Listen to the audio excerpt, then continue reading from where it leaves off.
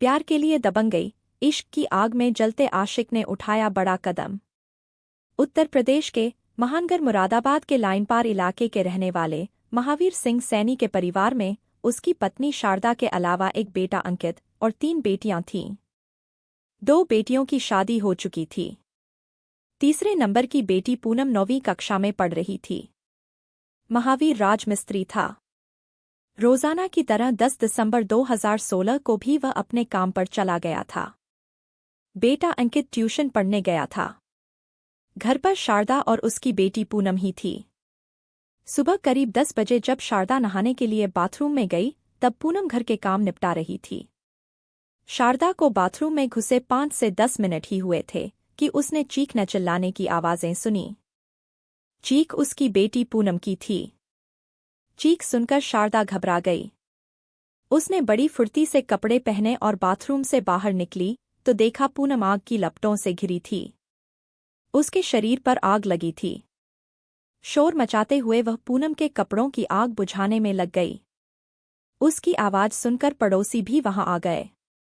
किसी तरह उन्होंने बुझाई। तब तक पूनम काफी झुलस चुकी थी और बेहोश थी। आनन-फानन में लोग उसे राजकीय जिला चिकित्सालय ले गए। बेटी के शरीर के कपड़ों में लगी आग बुझाने की कोशिश में शारदा के हाथ भी झुलस गए थे। अस्पताल से इस मामले की सूचना पुलिस को दे दी गई। कुछ ही देर में थाना मझोला के थाना प्रभारी नवरत्न गौतम पुलिस टीम के साथ अस्पताल पहुंच गए। खबर मिलने पर पूनम के पिता महावीर भी अस्पताल आ गए। डॉक्टरों के इलाज के बाद पूनम होश में आ गई थी। पूनम के बयान लेने जरूरी थे, इसलिए पुलिस ने इलाके के मजिस्ट्रेट को सूचना देकर अस्पताल बुलवा लिया। पुलिस और मजिस्ट्रेट की मौजूदगी में पूनम ने बताया कि शिवदत्त ने उसके ऊपर केरोसिन डालकर आग लगाई थी।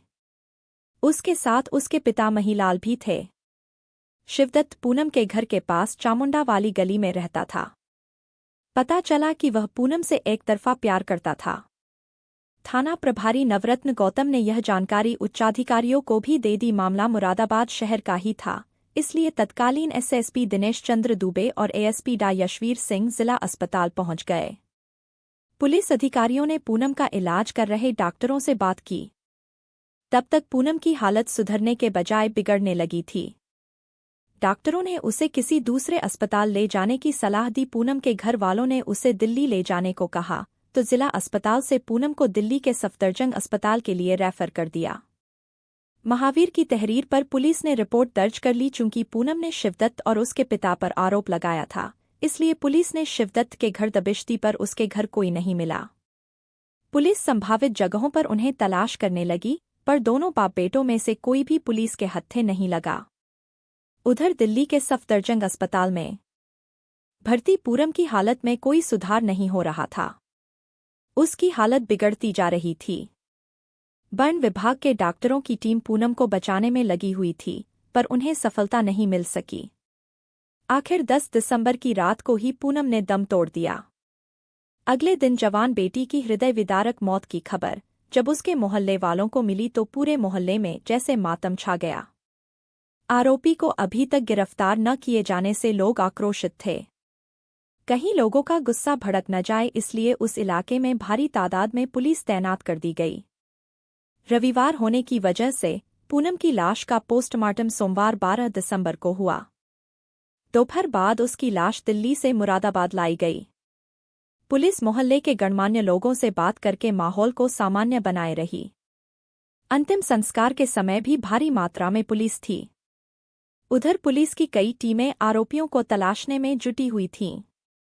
जांच टीमों पर एसएसपी का भारी दबाव था। आखिर पुलिस की मेहनत रंग लाई। 12 दिसंबर को पुलिस ने शिवदत्त को गिरफ्तार कर लिया। उसके गिरफ्तार होने के बाद लोगों का गुस्सा शांत हुआ। थाने लाकर एसएसपी और एएसपी के सामने थाना प्रभारी नवरत्न गौतम ने अभियुक्त से पूछताछ की तो पहले तो वह पुलिस को बेवकूफ बनाने की कोशिश करता रहा, पर उसका यह झूठ ज्यादा देर तक पुलिस के सामने नहीं टिक सका। उसने पूनम को जलाने का अपराध स्वीकार कर उसकी हत्या की जो कहानी बताई वह इस प्रकार थी। जिला मुरादाबाद के लाइनपार इलाके में मंडी समिति गेट के सामने की बस्ती में रहने वाला महावीर सिंह अपने राजगीर के काम से परिवार का पालन पोषण कर रहा था। इसी की कमाई से वह 2 बेटियों की शादी कर चुका था। पूनम 9वीं की पढ़ाई के साथ महिलाओं के कपड़े सिलती थी। घर के पास ही उसने बुटीक खोल रखा था। उसके घर के पास ही महिलाल का मकान था। महिलाल का बेटा शिवदत्त बदमाश प्रवृत्ति का था। उसकी दोस्ती मंडी समिति के पास स्थित बिजली घर में तैनात कर्मचारियों के साथ थी। उन्हीं की वजह से उसे ट्रांसफार्मर रखने के लिए बनाए जाने वाले चबूतरों का ठेका मिल जाता था। चूंकि शिवदत्त का पड़ोसी महावीर राजमिस्त्री था, इसलिए उसी के द्वारा वह चबूतरे बनवा देता था। इससे कुछ पैसे शिवदत्त को बच जाते थे। काम की वजह से शिवदत्त का महावीर के घर आना जाना शुरू हो गया था। महावीर की छोटी बेटी पूनम पर शिवदत्त की नज़र पहले से ही थी। जब भी वह घर से निकलती तो वह उसे ताड़ता रहता था। पर पूनम ने उसे लिफ्ट नहीं दी। जब शिवदत्त का पूनम के घर आना जाना शुरू हो गया तो उसने पूनम के नज़दीक पहुंचने की कोशिश की। जब वह पूनम को ज्यादा ही परेशान करने लगा तो एक दिन पूनम ने इसकी शिकायत अपनी मां से कर दी। इसके बाद शारदा ने यह बात पति को बताई तो महावीर ने शिवदत्त के पिता महिलाल से शिकायत करने के साथ शिवदत्त से बातचीत बंद कर दी। इसके अलावा उसने अपने घर आने को भी उसे साफ मना कर दिया। शिवदत्त दबंग था। महावीर द्वारा उसके पिता से शिकायत करने की बात उसे बहुत बुरी लगी। वह पूरी तरह से दादागिरी पर उतर आया और अब पूनम को खुले रूप से धमकी देने लगा कि वह उससे शादी करे नहीं तो गंभीर परिणाम भुगतने होंगे। महावीर ने फिर से महिलाल से शिकायत की। इस बार महिलाल ने अपने बेटे शिवदत्त का ही पक्ष लिया। महावीर कोई लड़ाई झगड़ा नहीं करना चाहता था। बात बढ़ाने के बजाय वह चुप होकर बैठ गया। महावीर के रिश्तेदारों और मोहल्ले के कुछ लोगों ने उससे थाने में शिकायत करने का सुझाव दिया, पर बेटी की बदनामी को देखते हुए वह थाने नहीं गया। महावीर के चुप होने के बाद शिवदत्त का हौसला और बढ़ गया। वह पूनम को और ज्यादा तंग करने लगा। इतना ही नहीं, वह कई बार पूनम के घर तमंचा लेकर भी पहुंचा। हर बार वह उससे शादी करने की धमकी देता। घटना से एक दिन पहले भी वह पूनम के घर गया।